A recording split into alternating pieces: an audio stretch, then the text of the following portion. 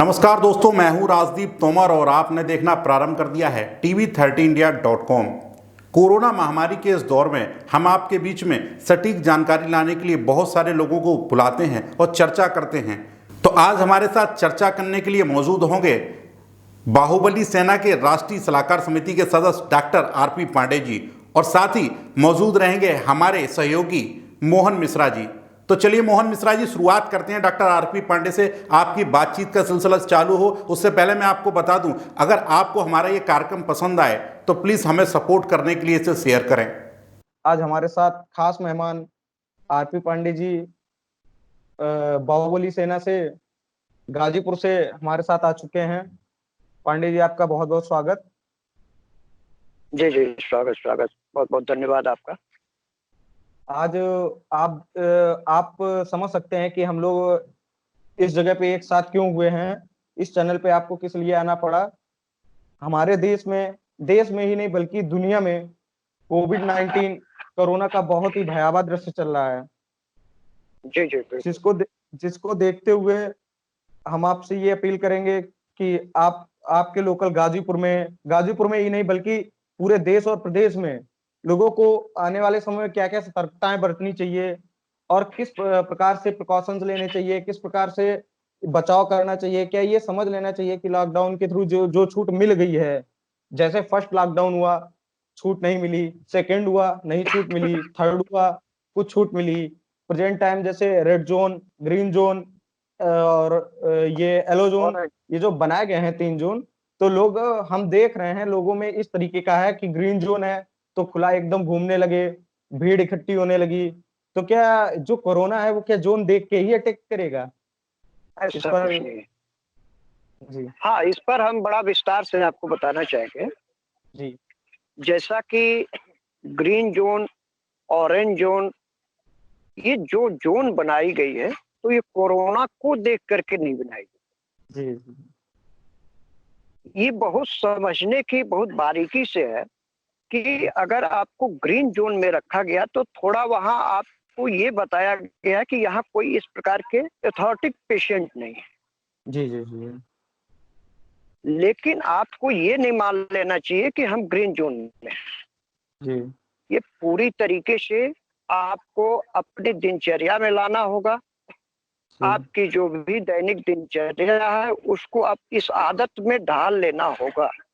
इसके लिए सबसे आवश्यक है जी जो आपको विशेष दूरी जो बताई गई है उस दूरी का ख्याल रखें, पांडे जी, सैनिटाइज आपसे करते रिक्वेस्ट है रहें, कि फोन साफ। थोड़ा सा जो जो आपका फोन या लैपटॉप है उसको थोड़ा स्थायी रखिएगा, जिससे वीडियो क्वालिटी में कोई बहुत ज्यादा फर्क ना पड़े। जी बिल्कुल। कंटिन्यू करिए। जी कंटिन्यू करिए। हाँ, तो उस पर जो है विशेष ध्यान देने की आवश्यकता है हर परिवार को। जहां तक हमको समझ में आ रहा है कि आपके कहने के अनुसार भी यही है कि ये जो जोन है वो पेशेंट कहाँ पे कितने पेशेंट है उस आधार पे बनाया गया है, लेकिन हमको जी अभी भी उतनी ही उचित दूरी बनानी है। अगर कोई विशेष कार्य है तभी घर से बाहर निकलना है। जो हमारा जी प्रधानमंत्री द्वारा भी जो आह्वान किया गया है 1 गज की दूरी या 1 मीटर की जी दूरी, उसको हमको बराबर कंटिन्यू रखना है, तभी हम इससे बचेंगे। क्योंकि अभी तक हमारे पास में कोई भी वैक्सीन या इससे रिलेटेड कोई बहुत अच्छी मेडिसिन उपलब्ध नहीं हो पाई है जो हम जी एकदम स्वच्छंद तरीके से घूम सकें। ऐसा नहीं है कि हमने कोरोना को समाप्त कर दिया या फिर आपको कोरोना हो जाएगा तो उसके लिए मेरे पास में ऐसी कोई बहुत अच्छी वैक्सीन आ गई है कि हमने लगाई और आप सही हो गए। तो जहां जी तक है जनता में ये चीज सीधे सीधे समझ लेनी चाहिए कि चाहे वो रेड जोन हो या येलो जोन हो या ग्रीन जोन हो, इस जोन से मतलब नहीं है। हमको अपनी जो डिस्टेंस है उसको मेंटेन रखना है। जो हमारे बहुत ही इंपॉर्टेंट वर्क्स हैं उनको करना है, ऑफिस जाना है या अब जो भी करना है, सैनिटाइजर जो है उसको उपयोग करना है, मास्क का बराबर दैनिक जीवन में उपयोग लाना है। बच्चों में भी ये चीज रखनी है सही से, क्योंकि जो यूथ है उसमें मैं ये मान के चलता हूँ कि जो इम्यूनिटी है वो थोड़ा स्ट्रांग होती है, लेकिन हर व्यक्ति के घर में बुजुर्ग और बच्चे दोनों उपलब्ध होते हैं।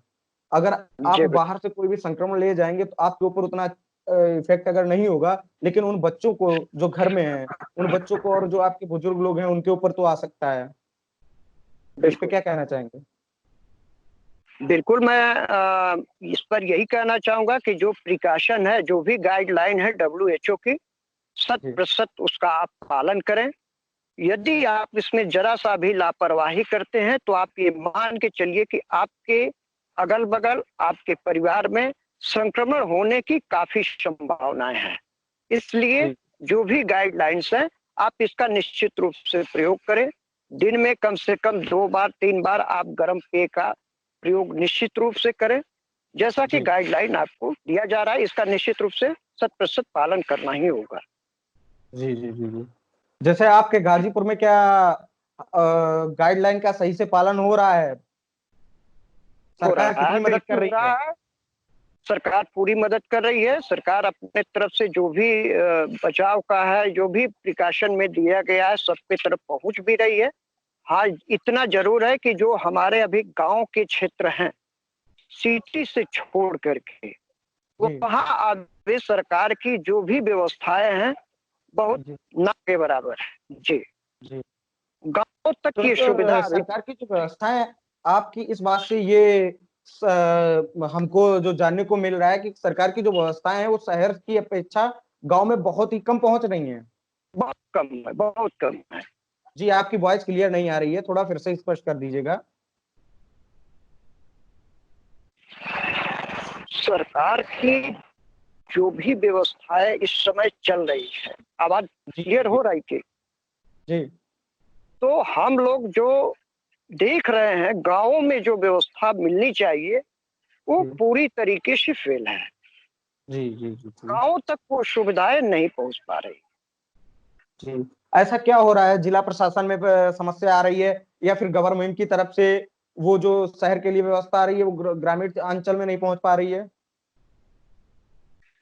अब हम इस पे विस्तार से किसी को दोषी नहीं ठहरा सकते, जी लेकिन इतना जरूर कहूंगा कि कहीं न कहीं सरकार की व्यवस्था में कमी है, जो गांवों तक नहीं पहुंच पा रही है। अच्छा। तो मैं ये मान के चलता हूँ कि जितनी अच्छे से अच्छी व्यवस्था शहर में हो रही है, वो व्यवस्था गांव में नहीं।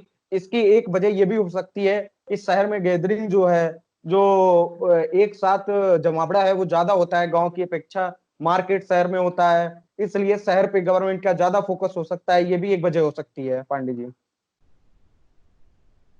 वजह ये तो आपने जो कहा है, इसको थोड़ा सा हम मानते हैं, लेकिन गांव में जो इसका जो थर्मल स्कैनिंग वगैरह है, इसकी व्यवस्था डोर टू डोर करानी चाहिए।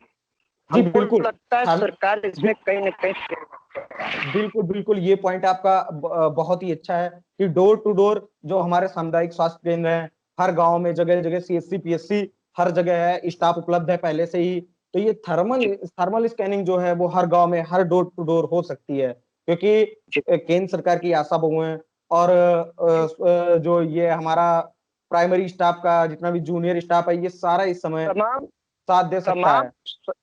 सरकार के अभी तमाम ऐसे कर्मचारी हैं जो घर बैठे हुए हैं, और जी जी जी अगर इनका ये सहयोग लेते हैं तो डोर टू डोर मुझे लगता है कि थर्मल स्कैनिंग का कार्य ये बहुत जल्दी से पूरा करा सकते हैं, लेकिन अभी इसमें ये बहुत पीछे है। जी जी जी। और इससे संक्रमण इससे आने वाले समय में बहुत ज्यादा मदद भी मिल सकती है। इससे जो कुछ पेशेंट जी, ऐसे हैं जिनको अभी तक कैप्चर नहीं कर पाया गया है, वो भी सामने आ सकते हैं। जी। और एक एक आंकड़ा ये भी बता दे, थर्मल स्कैनिंग अगर होती है तो हमको लगता है कि ये आंकड़ा कहीं बहुत ज्यादा ऊपर चला जाएगा। पांडे जी बहुत बहुत धन्यवाद ये सारी जानकारी देने के लिए। यदि आपको हमारा यह कार्यक्रम पसंद आया हो तो हमें सपोर्ट करने के लिए, हमें सहयोग करने के लिए इसे शेयर करें। साथ ही आप हमें फेसबुक एवं इंस्टाग्राम पर भी फॉलो कर सकते हैं।